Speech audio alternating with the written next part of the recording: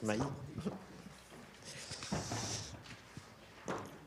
Alors, j'ai le plaisir d'accueillir Smail Attrabia,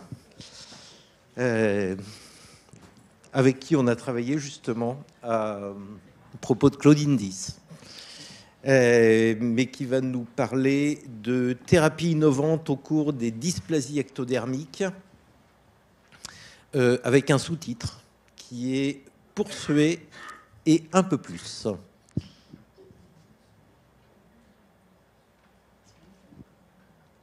Non, mais c'est pour. Il faut que je puisse afficher mon topo.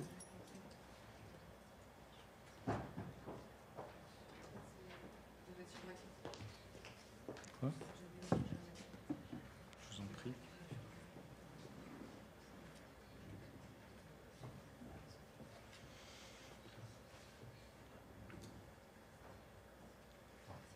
Peut-être faire escape, non ? C'est bon.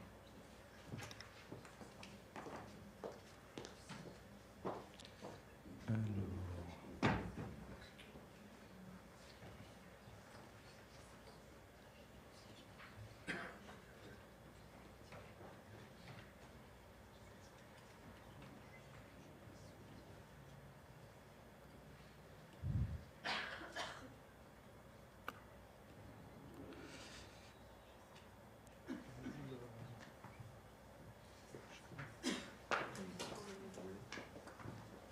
C'est là.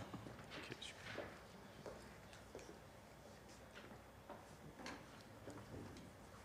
Ok. Donc moi je suis dermatologue et donc l'organe qui nous intéresse c'est celui-là, c'est la peau. Et la peau c'est un organe qu'on ne voit que quand il est abîmé, que quand il est marqué finalement, et on ne le voit pas trop sinon. Et on oublie que c'est le plus grand organe de notre corps, que c'est le plus lourd, et que c'est un organe de relation et l'organe du toucher en particulier, puisque l'ensemble de récepteurs qui permettent le toucher, il y a eu en particulier un prix Nobel il y a à peine quelques années sur le toucher, concerne la peau avant de concerner la terminaison nerveuse. Et donc la peau, c'est aussi les cheveux et les poils, et vous avez ici l'affiche d'une prochaine exposition au musée d'art décoratif qui commencera au mois d'avril sur les poils et les cheveux dans la mode. C'est aussi les ongles. Et comme vous le voyez sur les photos, on a un enfant qui a une alopécie partielle, c'est-à-dire une raréfaction des cheveux, et vous voyez des anomalies des ongles. Et ces ongles et ces cheveux et l'épiderme sont fabriqués à partir d'un ensemble de cellules qui s'appelle l'ectoderme. Et comme la fabrication ne se fait pas bien, ça s'appelle une dysplasie ectodermique. Mais vous allez me dire, les cheveux et les ongles, finalement, ça ne pose pas trop de problèmes dans la vie quotidienne, sauf qu'on a deux autres dérivés ectodermiques qui sont importants, qui sont les dents. Et donc les enfants qui ont une dysplasie ectodermique vont avoir des anomalies de nombre et de forme des dents. Et une autre structure qui est la glande sudorale. Et donc les personnes qui ont une dysplasie ectodermique vont avoir, dans la majorité des cas, une diminution ou une absence de sudation. Ça peut être confortable de ne pas transpirer, mais en fait, ça gêne énormément le quotidien. On a du mal à réguler sa température corporelle lorsqu'il fait chaud à l'extérieur et on ne se sent pas bien au-delà de 25-26 degrés Celsius de température environnementale. On peut avoir des crises convulsives et cette glande sudorale, elle participe à l'équilibre de la peau et de l'épiderme, puisqu'elle, en dehors de réguler la température, elle sécrète des protéines qui ont une activité antimicrobienne et elle sert d'arrimage à la régénération épidermique pour les cellules qui permettent la régénération de l'épiderme. Et pour rebondir sur la présentation précédente, la claudine 10 est l'une des protéines de la glande sudorale. Et donc, et vous voyez, donc vous avez vu donc ces dysplasies ectodermiques et en particulier la forme anhydrotique avec que des I et pas de Y, parce que c'est une absence de glande sudorale et pas une absence d'eau, est une maladie génétique dans laquelle on va avoir un gène qui dysfonctionne qui s'appelle le gène EDA et une protéine qui est fabriquée par ce gène et donc qui ne fonctionne pas, qui s'appelle l'ectodisplasine. Alors, la particularité de cette ectodisplasine, c'est qu'elle intervient dans une cascade, c'est-à-dire qu'elle est tout en haut d'une cascade et donc d'événements successifs, exactement comme vous le voyez sur le jeu de dominos, où on va pousser un domino et successivement tous les dominos vont tomber et vont faire un joli dessin. Et la deuxième caractéristique de cette ectodisplasine, c'est qu'une fois qu'on a déclenché le processus, exactement comme un doigt sur un interrupteur, la lumière se fait et on ne s'occupe plus de rien. Donc cette protéine, elle est importante à un instant T, à un endroit précis. Et donc, plutôt que d'aller réparer le gène, comme ça a été souvent évoqué lors des maladies génétiques, on peut se poser la question de savoir si on s'occupait de la protéine directement, est-ce qu'on ne pourrait pas améliorer les situations ? Alors, les premiers travaux ont commencé aux alentours de l'an 2000 et on a eu des premiers résultats en 2003. Tous les animaux que j'évoque ici sont naturellement atteints de dysplasie ectodermique. Ce ne sont pas des modèles créés. Il y a des souris qui ont une dysplasie ectodermique, mais les souris n'ont pas de glande sudorale, sauf sur les pattes, et donc ce n'est pas grâce aux glandes sudorales qu'on arrive à savoir si elles sont atteintes de dysplasie ectodermique. Et donc, dans ce modèle, vous voyez qu'une souris gestante a été traitée. Donc c'est la souris qui est gestante, qui reçoit une protéine, et cette protéine va traverser le placenta, elle est modifiée pour traverser le placenta, et on montre qu'elle va aller améliorer la situation, je sais pas où, il faut pointer sur la situation des souris, et plus on la met tôt lors de la gestation, plus on améliore de manifestations de dysplasie ectodermique chez les souris. Et l'un des signes qui permet de bien les reconnaître, c'est le côté coudé de la queue. Et donc, vous voyez qu'une fois qu'ils sont traités, ils ont une extrémité qui n'a plus cette courbure. Et on peut aussi traiter ces souris après la mise bas, mais on est beaucoup moins efficace. Une fois que ça a été fait chez la souris, ça a été fait chez le chien. La particularité du chien, c'est que lui non plus n'a pas de glande sudorale et il a besoin de tirer la langue pour réguler sa température et il fait des infections pulmonaires qui sont létales quand il est atteint de dysplasie ectodermique. Et donc, en traitant le chien avec la même protéine, on a la létalité, il n'y a plus eu de chiots qui sont morts de leur dysplasie ectodermique. Le traitement chez l'homme adulte n'a pas donné de résultat, l'homme adulte atteint, et le traitement chez le nouveau-né qu'on a fait ici à Necker, chez un nouveau-né, il y a eu 3-4 nouveau-nés qui ont été traités dans le monde, on avait participé à un essai, n'a pas donné de résultat. Et donc, le traitement a été proposé in utero, chez les femmes qui attendaient un enfant atteint de dysplasie ectodermique. Et je vous montre la technique. J'espère que ça se déclenche. Sinon, je vais la raconter. Donc, vous voyez que c'est... on regarde cette photo-ci, on fait une...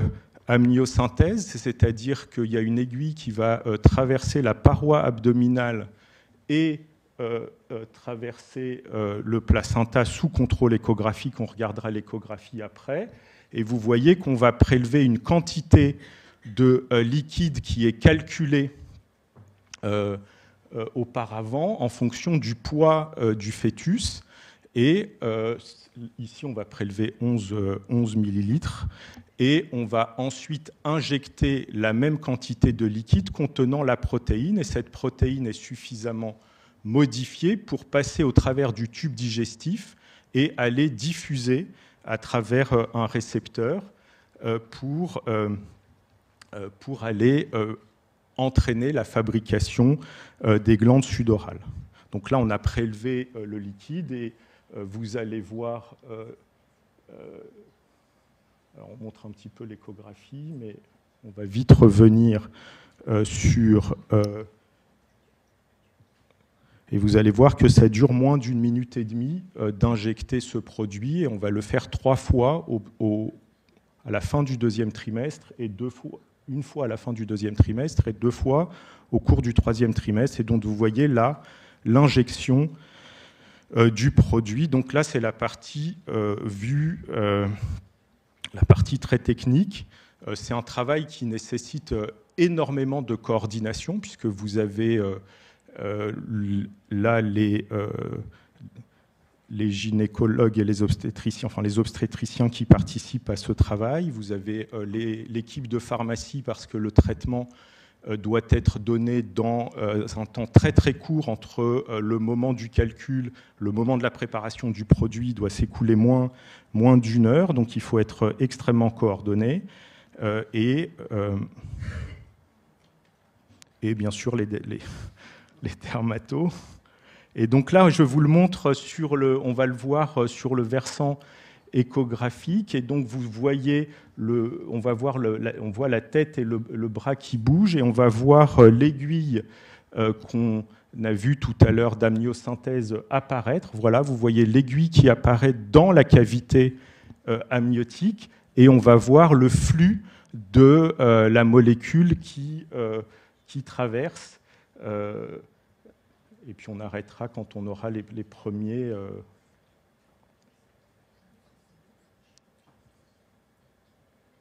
Alors là, on prélève, c'est pour ça que ça prend un petit peu de temps.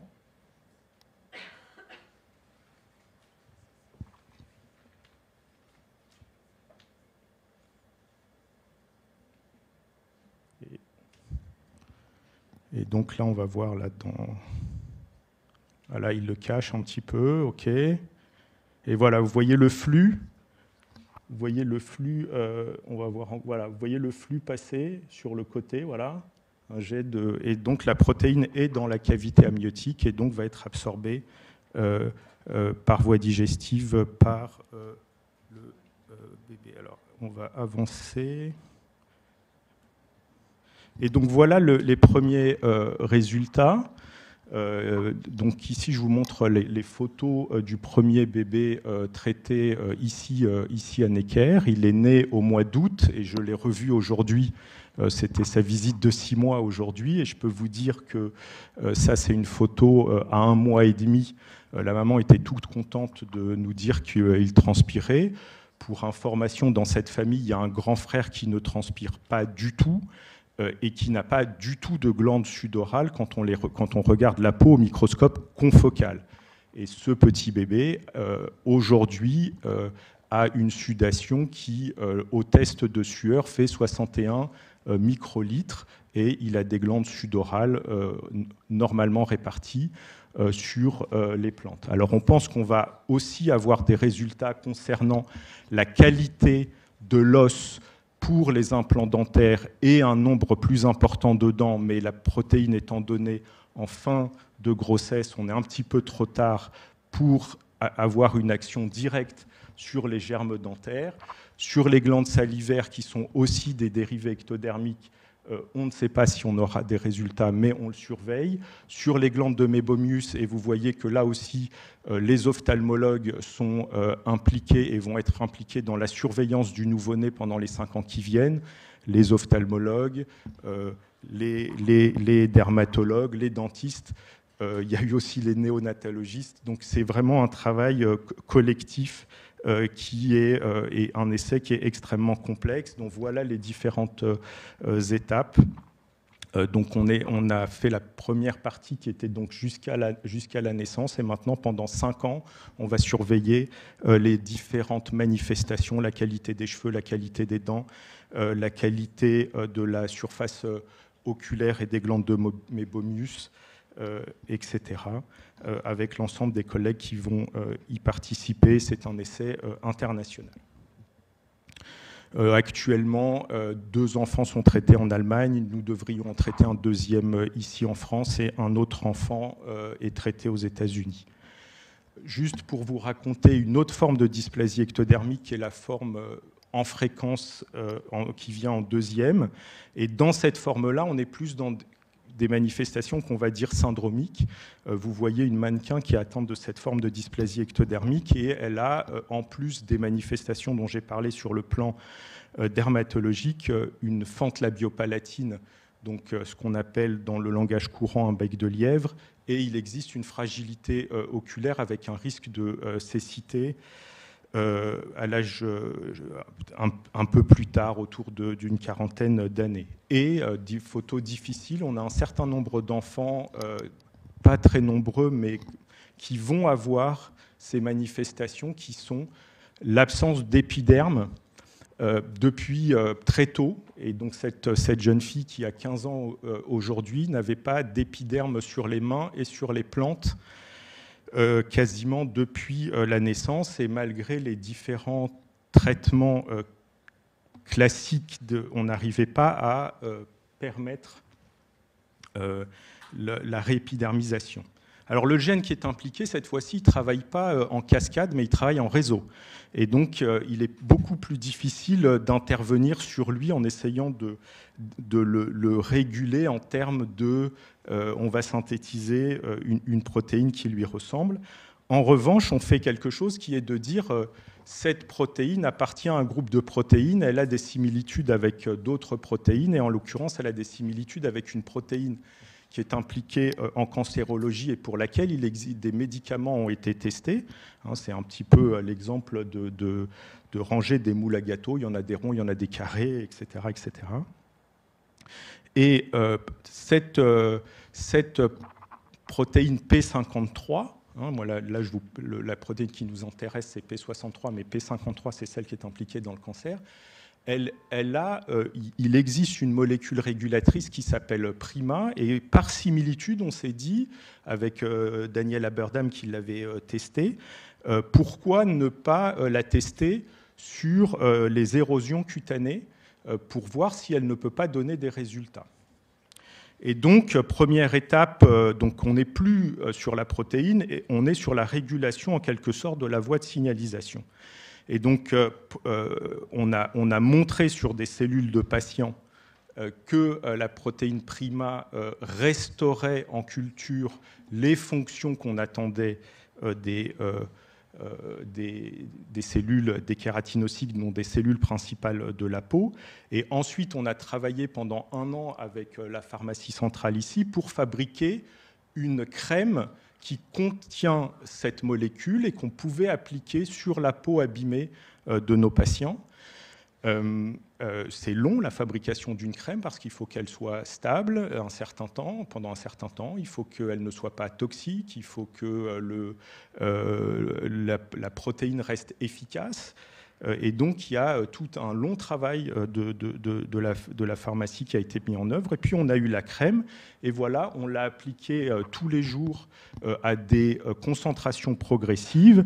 Et vous voyez, je vous montre les photos de guérison de l'épiderme chez cet enfant qui n'a plus besoin de mettre de pansement, qui ne prend plus de traitement contre la douleur, qui marche pieds nus et qui ouvre mieux ses doigts et qui maintenant va être reçu par l'équipe d'orthopédie pour pouvoir redresser les derniers doigts sur les mains.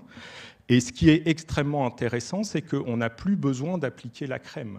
C'est-à-dire que cette épidermisation, cette fabrication de l'épiderme est définitive, et on peut arrêter la crème, et maintenant, son épiderme va continuer à s'améliorer et complètement, et pas être complètement normal, mais être suffisamment recouvrant. Donc vous voyez que là, cette fois-ci, c'est une crème appliquée directement sur la peau dans une maladie génétique, et là aussi avec un partenariat entre plusieurs partenaires. Voilà, je vous montre vraiment les photos avant et après traitement. Et donc ensuite, qu'est-ce qu'on peut faire ? Ensuite, on est en train de réfléchir avec l'équipe d'ophtalmologie ici et avec Daniel Aberdam pour faire... il y a Dominique Brémond-Gignac qui est dans la salle, mais on est en train de réfléchir à faire des gouttes avec la pharmacie, à faire des gouttes ou un gel oculaire pour améliorer la situation oculaire de ces patients. Et surtout, ce qui est intéressant, c'est que alors qu'on avait fait une hypothèse sur le mécanisme de fonctionnement de Prima sur P63 en disant que c'était une analogie avec P53, en fait, on ne connaît pas le mécanisme d'action. Et surtout, cette absence de connaissance du mécanisme d'action ouvre d'autres perspectives qui sont les autres maladies dermatologiques où il y a des érosions et des anomalies de l'adhésion, de la prolifération et de la différenciation cellulaire, et pose aussi les possibilités d'utilisation sur des plus grandes surfaces atteintes lors de traumatismes, donc de brûlures et d'ulcères. Et donc, voilà les perspectives pour cette molécule. Donc, j'espère vous avoir convaincu que la peau était un organe passionnant, accessible dans sa totalité. Il est accessible à l'examen clinique dans sa totalité. On n'a pas besoin de tests particuliers. On peut déjà tout accéder à la totalité. Il n'y a pas besoin d'examen morphologique particulier, sauf bien sûr en cas de discussion. Donc des perspectives thérapeutiques pour le rare et le commun, mais vous voyez que c'est le commun qui est venu apporter des solutions dans la deuxième situation. Et des interactions, des partenariats dans un environnement sur le GH exceptionnel, puisqu'il y a énormément de personnes qui ont été impliquées dans ces deux projets sur le GH. Et je ne vais pas les nommer parce que je vais risquer d'en oublier, mais je les remercie tous et toutes.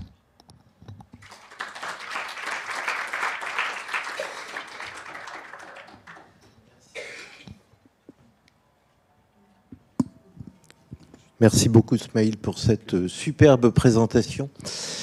On a peut-être le temps pour une ou deux questions. Moi, j'en ai une, c'est comment vous avez déterminé chez l'humain à quel moment de la grossesse il fallait administrer la protéine? Parce qu'on doit savoir chez la souris, mais enfin les souris, voilà. En fait, on s'est basé essentiellement... il y a deux éléments qui entraient en ligne de compte. C'est-à-dire que, premièrement, il y avait l'autorisation d'utiliser un produit pendant la grossesse. Et donc, les autorisations légales, c'était au cours du 3e trimestre. Et l'élément principal qui est mis en place à ce moment-là, c'est la glande sudorale. Et c'est pour ça qu'on a une efficacité sur la glande sudorale.